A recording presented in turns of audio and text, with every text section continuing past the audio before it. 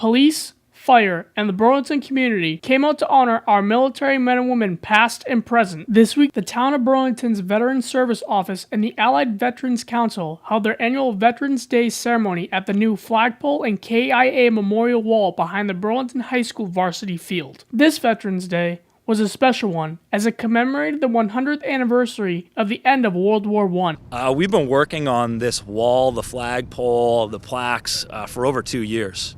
It was actually September of 2016 that the athletic director called me and they wanted to do something at Varsity Field. Originally it was just a flagpole, and it was going to be in the back corner where the original flagpole was.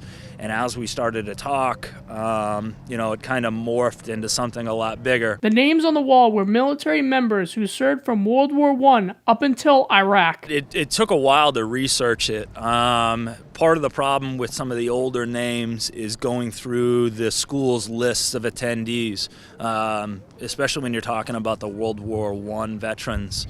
School and education wasn't, a predominant thing in people's lives like it is today. So going back and finding those records was extremely difficult. I had a chance to speak with one of the active duty military members. From a young age, I've always looked up to veterans, even before I knew what a veteran was.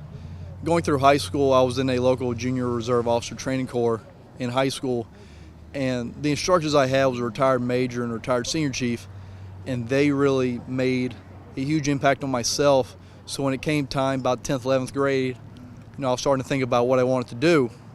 The Marine Corps just stood out to me, and as the best and as that pride and that family that comes with the Marine Corps. Take a moment to thank the men and women who are serving, served, and sacrificed their lives for our country. Over 100 countries fought in World War I, and the mindset being that that was the war to end all wars.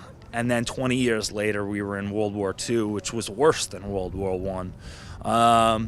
And I think the takeaway from that aspect is that it doesn't matter what generation you're from or what time you lived in. There's upstanding men and women that we live with within our community here and elsewhere in the country that take up the call to preserve the very freedoms that we hold near and dear to our heart. It's always good to know that America really appreciates what the military does to help protect these civilians in this country. From Varsity Field, I'm Robert Paris for BNEWS Weekly.